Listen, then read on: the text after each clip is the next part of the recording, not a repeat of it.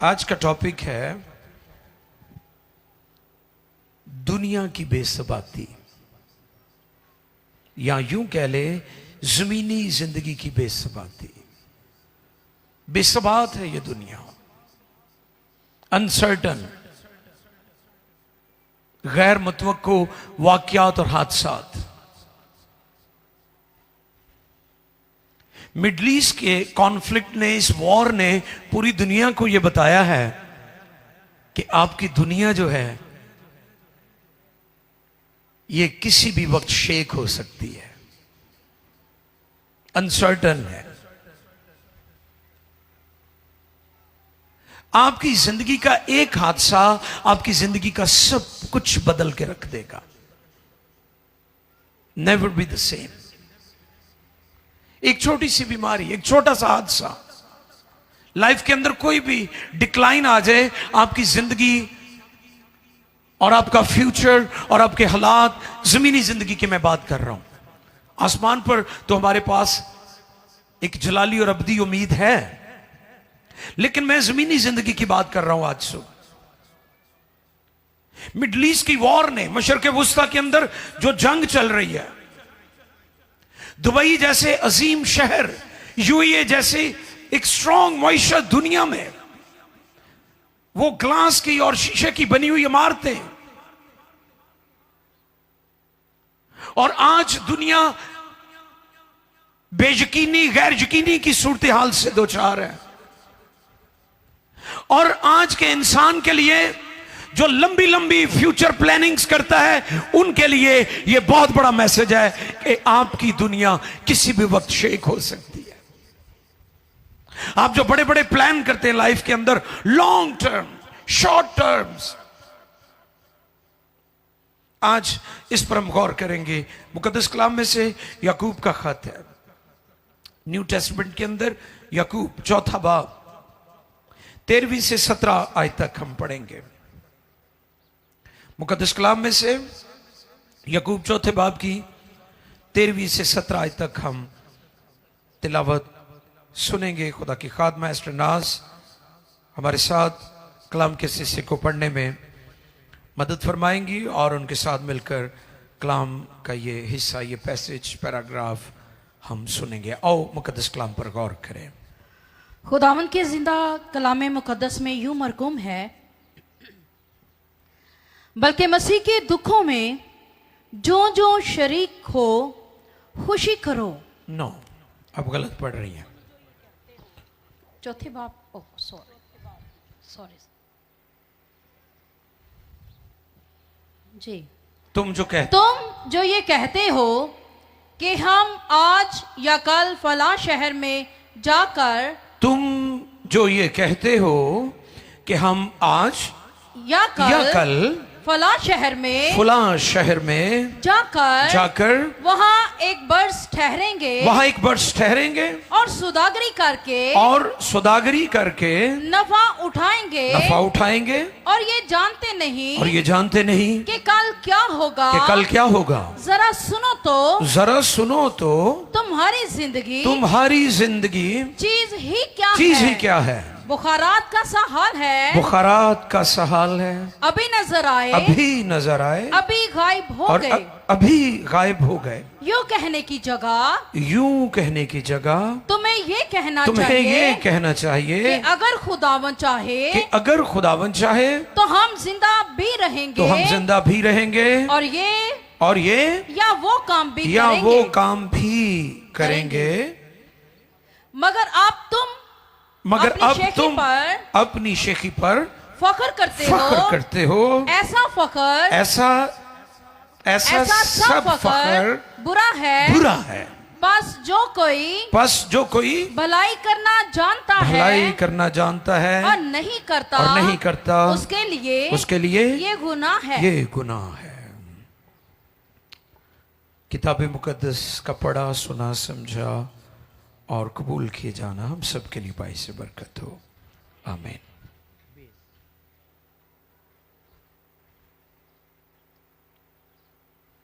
दुनिया में होने वाले अजीबोगरीब वाकयात हैरान कुन,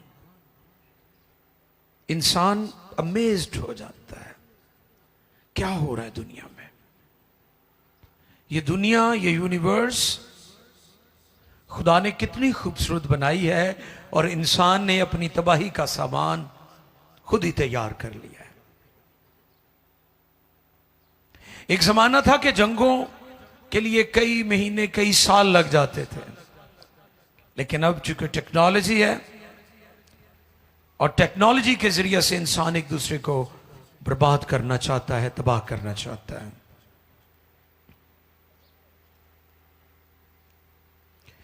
19वीं सदी के आखिर में अमेरिका का एक अदारा है जिसमें नई चीजों की जो इजादात हैं, इन्वेंशंस हैं, वो उसकी मॉनिटरिंग करता है। वो डिपार्टमेंट उसको देखता है कि दुनिया में क्या कुछ इजाद हो रहा है। और उसका जो सरबराह था उस अदारे का, उसने 1899 में कहा कि दुनिया में जो कुछ इजाद होना था अब वो हो चुका है, अब दुनिया में कोई चीज इजाद नहीं होगी। ये किसकी स्टेटमेंट है? सुपर पावर जो आज की है दुनिया की, उसका जो डिपार्टमेंट जो चीजें इजाद होती हैं उसको देखता था, उसके सरबराह की ये स्टेटमेंट थी। उसने कहा 1899 में उसकी स्टेटमेंट आई कि दुनिया ने जो कुछ इजाद करना था कर लिया है, अब दुनिया में और चीजें इजाद नहीं होगी। और आज 2025 में हम बैठे हुए हैं और 2 सदियों से ज्यादा वक्त गुजर गया, वो शख्स मर गया, उसके बाद पत्नी कितनी चीजें इजाद हुई। दुनिया में हैरान कुन काम हुए। दुनिया में हर रोज हम नई नई अजीब और बड़ी बड़ी चीजें साइंस और टेक्नोलॉजी की दुनिया में हम देख रहे हैं। किसी को नहीं पता कल क्या होगा। जमीन पर रहते हुए मुझे, आपको, किसी को नहीं पता कल क्या होने वाला है।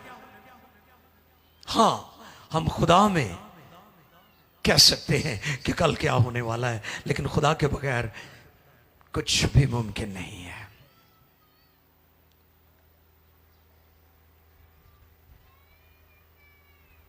कलाम का यह हिस्सा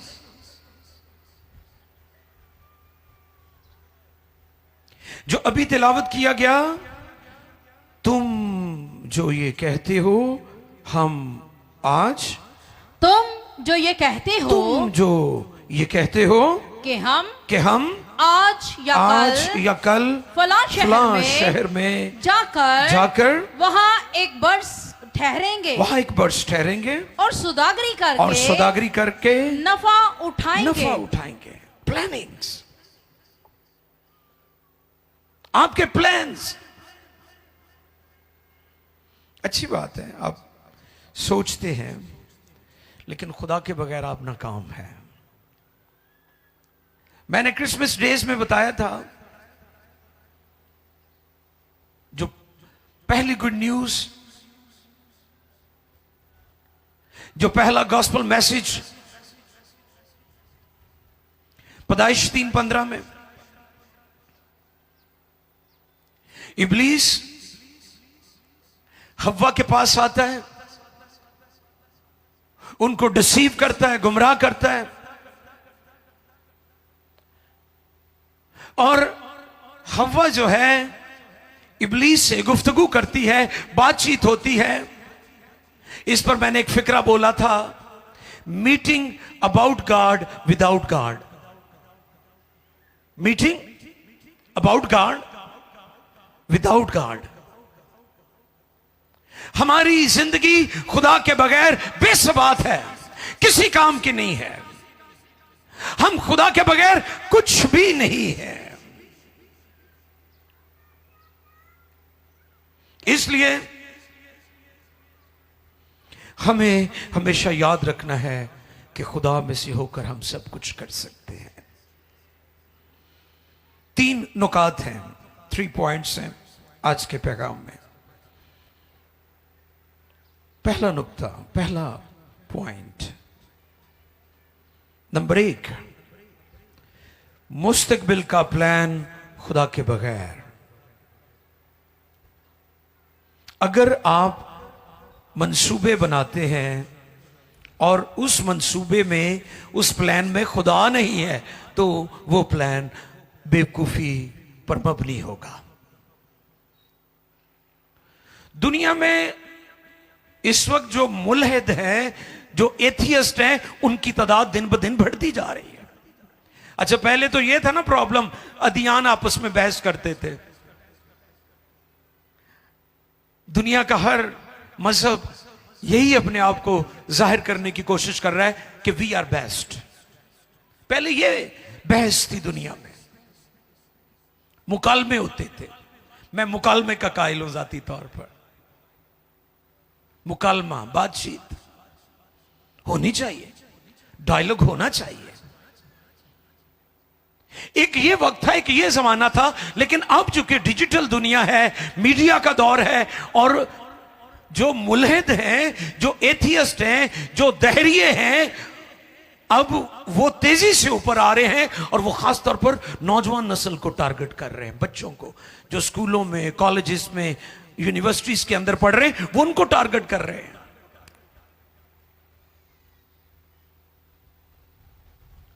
अब प्रॉब्लम क्या है? अब प्रॉब्लम यह है कि पहले तो अदियान आपस में मुकालमे और बहस करते थे। अब जो मुल्हिद हैं, अब जो एथियस्ट हैं, उन्होंने खुदा के वजूद का इनकार करना शुरू कर दिया। अब वो हमारे बच्चों को इस तरफ लेकर जा रहे हैं कि जी खुदा ही नहीं है, खुदा का वजूद ही नहीं है। एक ये होते हैं जो खुदा के वजूद को नहीं मानते, ये पहली किस्म है मुल्हिद लोगों की। एक दूसरी किस्म भी है, और वो किस्म कौन सी है? वो खुदा को तो मानते हैं लेकिन खुदा को अपने प्लान में आने नहीं देते। ये दूसरी किस्म के मुल्हिद हैं, और उनके बारे में मैं आज सब जिक्र करना चाहता हूं। वो क्या कहते हैं? 13वीं आयत में आपने पढ़ा, तुम जो ये कहते हो कि हम आज या कल फलां शहर में जाकर एक बरस ठहरेंगे जी, और सौदागरी करके जी नफा उठाएंगे, और ये जानते नहीं कि कल क्या होगा, कि कल क्या होगा। जरा सुनो तो तुम्हारी जिंदगी चीज ही क्या है? बुखारात का सहाल है। अभी नजर आए, अभी गायब हो गए।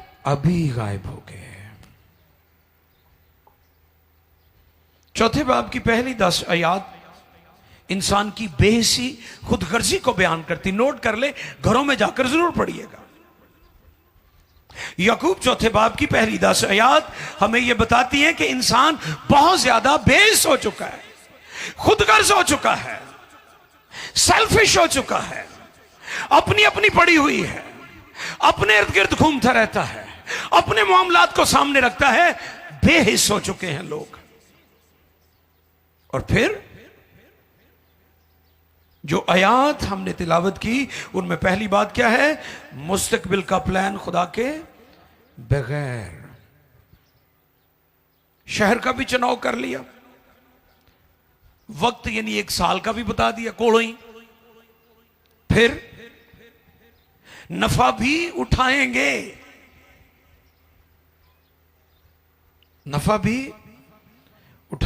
लेकिन खुदा का शुक्र है कि हमें खुदा का कलाम हर स्टेप पर सिखाता है, हर लम्हा सिखाता है। 15वीं आयत में हमें बेहतरीन सूरत हाल मिलती। पढ़े जरा 15वीं आयत से। यूं कहने की जगह तुम्हें ये कहना चाहिए कि अगर खुदावन चाहे तो हम जिंदा भी रहेंगे। हालेलुया। जिंदा कैसी वजह तो, हालेलुया। आपकी सांसें भी उसकी अमानत है। हम जमीन पर मुख्तार हैं, मालिक नहीं है। ये वो लोग जो अपने आप को मालिक समझते हैं ना जी, मैं मालिक हाँ, मैं इन्ने मरब्बियां दा मालिक हाँ, मैं इन्हीं चीजों का मालिक है, ये उनके लिए मेरा पैगाम है। आज सुबह इस बात को समझे कि आपको खुदा ने मुख्तार मुकर्रर किया है, मालिक नहीं है। मालिक सिर्फ खुदा की जात है। उच्चे महल चुबारे तेरे, ये असी गाने हैं जो। अच्छा फौतगी तो ये गल्लां याद आंदियां ने, इस तो इलावा नहीं। कुछ गीत तो असी फौतगी तो भाई सब फिट कर ले हुए ने, उदों ही गाने ने बस, तो उदों ही बंदा फिर कहणगे बस आ ही आ, लाशल वेख के कहणगे आ ही हकीकत है जिंदगी दी, तो जो निकल के फिर फारक काम, फिर फड़े ही नहीं जाते, फिर अफरा तफरी अपना नाम करने के चक्कर च पए हुए हैं। खुदा में हमारे पास उम्मीद है, अगर कोई खुदा में है तो। सुने 15वीं आयत जी, पढ़िए। यो कहने की जगह तुम्हें ये कहना चाहिए कि अगर खुदावन चाहे, अगर खुदावन चाहे तो हम जिंदा भी रहेंगे, तो हम जिंदा भी रहेंगे, और ये या वो काम भी करेंगे। Thank you. ये बेहतरीन सूरत हालत, ये बेहतरीन कंडीशन का जिक्र है यहां पर कि अगर खुदावन ने चाहा। दावे ना करया करो, बड़े बोल ना बोला करें, हालात बदलने में ज्यादा वक्त नहीं लगता, एक लम्हा में चीजें बदल जाती हैं। मैं मीडिया पर सुन रहा था कि बड़े बड़े लोग चार्टर्ड तैयारों के जरिए से यूएई को छोड़ रहे हैं। क्या है ये? एक लम्हा में सब कुछ बदल गया। इसलिए आप खुदावंद में होकर सब कुछ कर सकते हैं। इस पर पहले भी हम सीख चुके हैं कि पैसा क्या कुछ नहीं कर सकता। पैसे से आप मेडिसिन खरीद सकते हैं, शिफा नहीं। पैसे से आप किताबें खरीद सकते हैं, इल्म नहीं, और बहुत कुछ। पैसे से घर खरीद सकते हैं, लेकिन सुकून नहीं। कई लोगों ने घर बनाए हैं, घराने नहीं बनाए। घर बहुत सोना है, महंगे वॉशरूम, महंगा स्ट्रामैक्स, महंगी टूटियां, ते लड़ाई 24 घंटे घर च। बुढ़ी बंदे की बंद ही नहीं गई, उधर ਨੂੰ ਮੂੰਹ करके सुती ਹੁੰਦੀ, उधर ਨੂੰ ਤੇ ਨਿਆਣੇ अलहदा ही। हाँ जी, इस पर मैंने बताया था ना, खुदा एग्जाम्पल के तौर पर बेटा यस्सु, हाँ जी, शोहर, बीवी, बच्चे। यीशु किसके ताबे? उसने कहा मैं अपनी नहीं बल्कि अपने भेजने वाले की। बेटा बाप की मर्जी, शोहर मर्द ने किसको फॉलो करना है? मसीह के ताबे होना है। बीवी ने किसके ताबे होना है? बच्चों ने किसके ताबे होना है? न्याणे वेखदे कि मेरी अम्मा अब्बे दे ताबे नहीं, अम्मा वेखदी अब्बा मसीह दे ताबे नहीं। वो कहती मैं तेरे को कुट खा लांगी, तेरी गल नहीं मननी। न्याणे कहंदे भी तू साडे अब्बे दे नहीं मानदी, असीं तेरी भी नहीं मननी। दसो उस घर च बरकत होएगी? तो फिर लोगों ने इमारतां ही बनाइया ने, घराना नहीं बनाया। खुदा घरानों की फिक्र करता है, इसलिए इमारतों पर काम करें, उससे भी बढ़कर खानदान पर काम करें, बच्चों पर काम करें, फैमिली पर काम करें, मिलके बैठें, मिलके खाना खाएं, एक दूसरे का इंतजार करें, एक दूसरे को सर्व करें। ये इंजील की तालीमात है, ये वैल्यूज हैं हमारी। दुनिया को सिविलाइजेशन इंजील ने दी है। मगरब के अंदर इंजील पहुंची है तो मगरब बदल गया है, और आज सारी दुनिया मगरब को फॉलो करती है, उनके सिस्टम को। उनको यह सिस्टम बाइबल ने दिया है, इंजील ने दिया है। इसलिए खुदा में हमारे पास बेहतरीन उम्मीद है।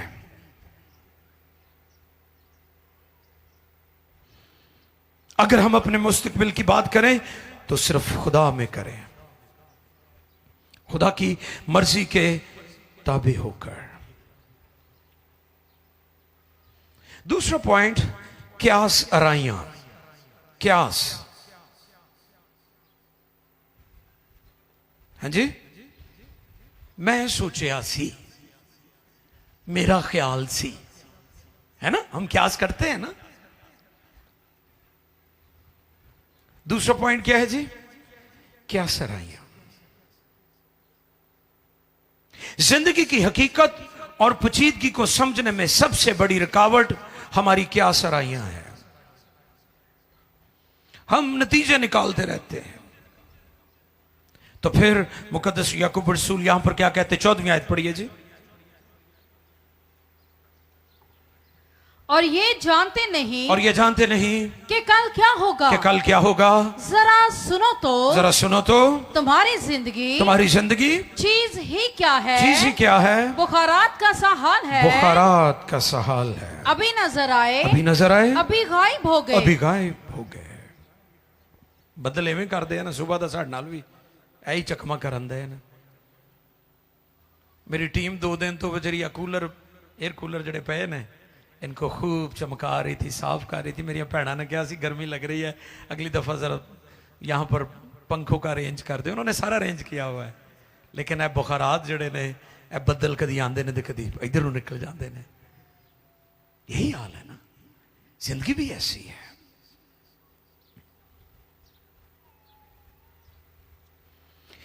यशाया 14वें बाब की 13वीं आयत जरा देखिएगा। हमारा दुश्मन भी इसी तरह सोचता था। देखिए जरा, यशाया 14:13।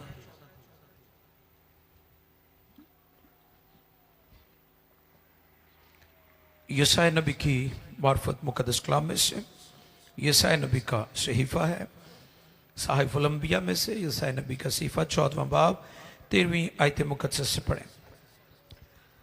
तू तो अपने दिल में कहता था, क्यास, वो क्यास कर रहा था। हमारा दुश्मन इब्लीस, जो मुकर्रब फरिश्ता था, खुदा के कुर्ब यानी उसकी कुर्बत में रहने वाला मुकर्रब फरिश्ता, क्या कहता था अपने दिल में? तू तो अपने दिल में कहता था, तू तो अपने दिल में कहता था, मैं आसमान पर चढ़ जाऊंगा, मैं आसमान पर चढ़ जाऊंगा, मैं अपने तख्त को, हाँ जी, मैं अपने तख्त को खुदा के सितारों से भी ऊंचा करूंगा, और मैं शमाली अतराफ में जमायत के पहाड़ पर बैठूंगा, मैं बादलों से भी ऊपर चढ़ जाऊंगा, मैं खुदा ताला की माने होऊंगा। कैसा तकब्बुर है। खुदा नु भी पीछे करता, अपनी प्लानिंग, अपनी क्यास। हमारे शायर मशरक हमारे लिए बहुत ज्यादा काबिल इज्जत है। हजरत अल्लामा इकबाल क्या कहते हैं? सितारों से आगे, वैसे उत्थे जहान अगे कोई नहीं गए, अगे ओदा तख्त है। सितारे तो असी इनकरेजमेंट लिए कह देने हैं, लेकिन जो बाइबल की तालीम है वो क्या है? सितारों से आगे ऊपर मेरे खुदा का तख्त है। हालेलुया, हमारे खुदा का तख्त है। खुदा का कलमा यीशु अल मसीहा बाप की दानी तरफ जा बैठा है। लूसीफर ने यह क्यास किया, अपने दिल में यह गुमान किया। हम भी ऐसे ही करते हैं, हम अपने दिल में गुमान करते हैं कि मैं बहुत स्ट्रांग हूं, मैं ये हूं, मैं वो हूं, मैं फला हूं। एक ही लम्हा लगता है ये सारे ओहदे, ये टाइटल, ये चीजें, ये मालो दौलत, ये शोहरत, ये इज्जत सब खाक में मिल जाती है। और इसके तकब्बुर की वजह से खुदा ने इसे जमीन पर पटक दिया, इबरत का निशान बना दिया। तो इसलिए खुदा के बगैर हम कुछ नहीं है।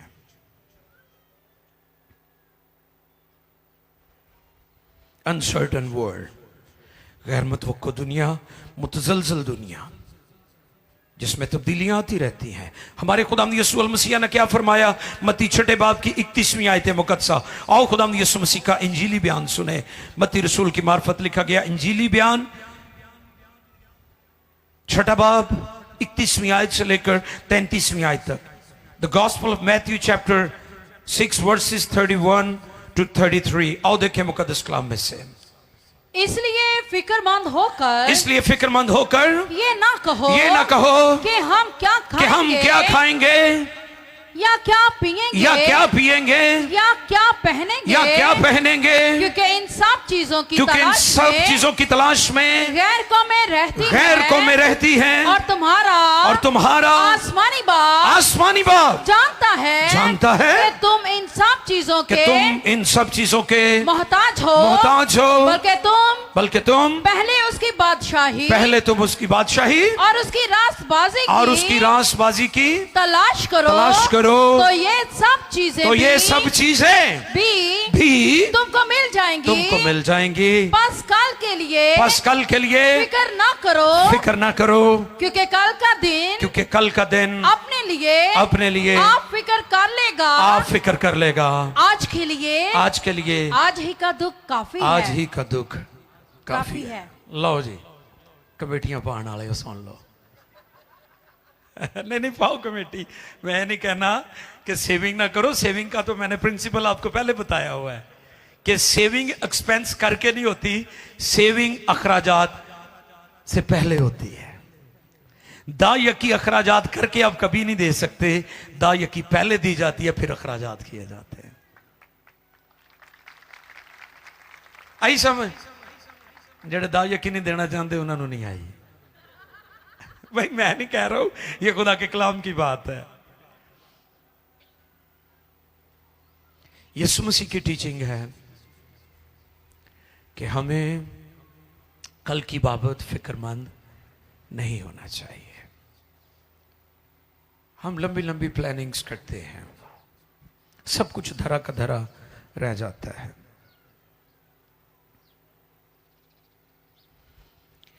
नेपोलियन बोनापार्ट फ्रांस का मशहूर जनरल, उसने बड़ी लंबी लंबी प्लानिंग की थी। उसकी बायोग्राफी पर एक शख्स लिखता है,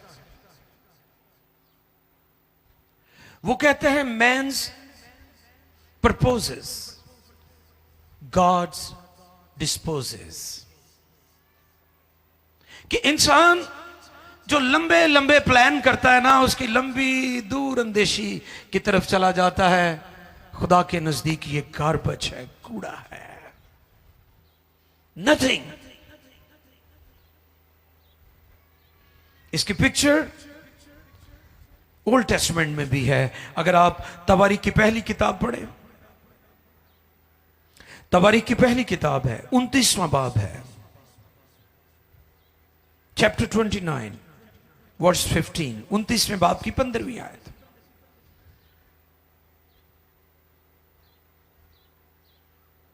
तवारीख की पहली किताब 29वां बाब 15वीं आयत। क्योंकि हम तेरे आगे परदेसी और मुसाफिर हैं। जैसे हमारे सब बाप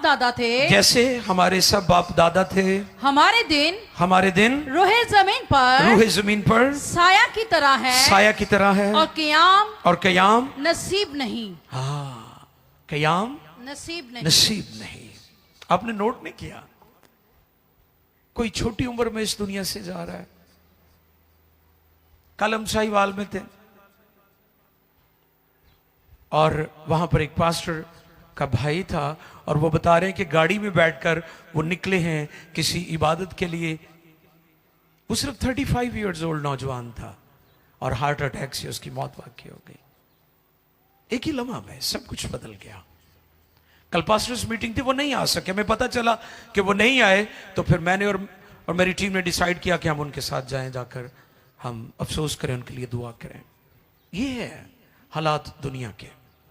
छोटी छोटी उम्रों में ब्लड प्रेशर, शुगर, अजीबोगरीब बीमारियों का सामना है, एंजाइटी है, डिप्रेशन है, कभी आधे सर में कभी पूरे सर में दर्द है, आप सो ही नहीं सकते। क्या है ये फिक्रें हैं जिन्होंने आपको दबोच लिया है और आपकी जिंदगी के ये हालात हैं। अय्यूब 8वें बाब की 9वीं आयत। अय्यूब 8वें बाब की 9वीं आयत में क्या लिखा है? आओ देखिए मुकद्दस कलाम में से। दुनिया में रुए जमीन पर सबसे दुखी शख्स अय्यूब था। और उस पर मैंने 1 या 2 दिन पहले हम शेयरिंग कर रहे थे कि खुदा ने अय्यूब के सवालों का जवाब नहीं दिया, लेकिन अय्यूब के ईमान का जवाब उसे जरूर दिया। खुदा आपके सवालों का जवाब नहीं देता, लेकिन खुदा आपके ईमान का जवाब जरूर देता है। आपके ईमान को रिस्पॉन्स जरूर करता है खुदा, अगर आप ईमान पर हैं। पढ़िए जरा अय्यूब 8वें बाब की 9वीं आयत। क्योंकि हम तो कल के हैं और कुछ नहीं जानते, और कुछ नहीं जानते, और हमारे दिन जमीन पर साया की मानिंद जमीन पर साया की मानिंद है। अय्यूब 9वें बाब की 25 और 26 भी पढ़ दीजिएगा। ये हवाला जात बहुत जरूरी है ताकि हम जमीनी जिंदगी की हकीकत को समझ सकें। अय्यूब 9वें बाब की 25 और 26। मेरे दिन हरकारों से भी तेज रो हैं, वो उड़े चले जाते हैं, उड़े चले जाते हैं और खुशी नहीं देखने पाते, और खुशी नहीं देखने पाते। वो तेज जहाजों की तरह वो तेज जहाजों की तरह निकल गए और उसे उकाब की माने, और उसे उकाब की माने जो शिकार पर झपकता हो, जो शिकार पर झपटता हो। ऐसे तो बोझ लेती है ना मौत, पकड़ लेती है, छोड़ती नहीं है। और ऐसा दुश्मन है मौत जो किसी की उम्र, किसी के हालात न जगह देखती है। जितने भी मौत के जबड़े में आए हैं, कोई नहीं बच सका। एक ही जात, एक ही हस्ती है जिसने मौत को नाकाम किया है, वो मेरा खुदावंद है, यस्सु अल मसीहा है, दुनिया का निजात देंदा है। सिर्फ उसने इसे नाकाम किया है, बाकी कोई इसे नाकाम नहीं कर सका। और इसलिए मसीही ईमान में ये बात हम बड़ी दिलेरी से और गवाही के साथ कहते हैं कि दुनिया के लिए आखिरी उम्मीद खुदा का बेटा यस्सु है, क्योंकि वो आने वाला है। क्योंकि जो चले गए वो नहीं आएंगे, जो चले गए वो वापस नहीं आएंगे। दुनिया, कौमें, अदियान इस बात पर ईमान रखती हैं कि यीशु आने वाला है। दुनिया के लिए आखिरी उम्मीद कलमा खुदा है, खुदावंद यीशु अल मसीहा। तीसरा और आखिरी पॉइंट है जिंदगी का अल्तिवा, यहां चीजों को नजरअंदाज करना। हम बहुत सारी चीजों को अल्तवा का शिकार कर देते हैं, चीजें नजरअंदाज कर देते हैं, हम चीजों में डिलेज ले आते हैं, खासतौर पर अपनी निजात को लेकर, खासतौर पर तौबा को लेकर, खासतौर पर निजात का गुस्ल लेने के ताल्लुक से। असी कहने सारे काम कर लिए, बाद खुदा नाल जिंदगी गुजारांगे। बहुत सारे लोग तो कहते हैं जी बस बुढ़े बंदे ने होर की करना हुंदा है, दुआ ही करनी हुंदी है।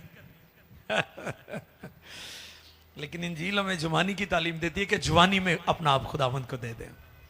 हालेलुया। कोई पास्टर गया ना किते तो उन्होंने पूछा भाई साहब कितनी रूहां बचियां?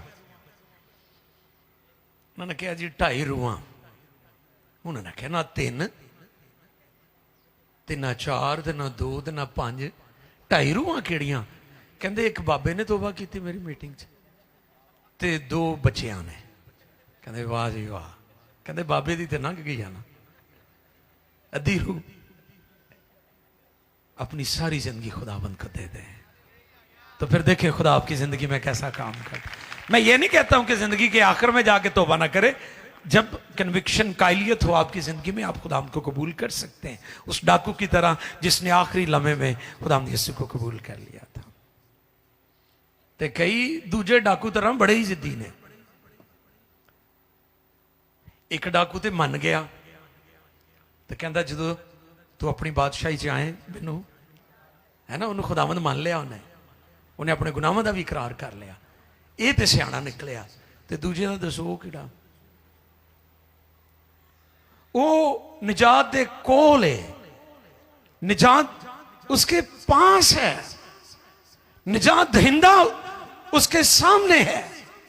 अच्छा, कई लोग ऐसे जिद्दी होते हैं, ऐसे सख्त होते हैं, उनका दिल इतना पत्थर होता है, पथरीला होता है, स्टोनी हार्ट होते हैं कि निजात का पैगाम, निजात की नदियां बह रही होती हैं, फिर भी वो रिसीव नहीं करते, रिसेप्टिव नहीं होते। कितने डाकू थे? 3 जन। कितने? एक बराबा भी सी जिन्होंने यसू ने बचा लिया से। हालेलुया। क्योंकि यसू बराबा की जगह मसलूब होया सी। ऐसे ही है ना? क्या कहा उन्होंने? उन्होंने कहा बराबा को और यसू को स्लीप दो। एक राइटर लिखता है बराबा भी रोता होगा कि यह कैसा मसीहा है, स्लीप तो मेरी थी लेकिन मेरी खातर यह स्लीप पर चढ़ गया।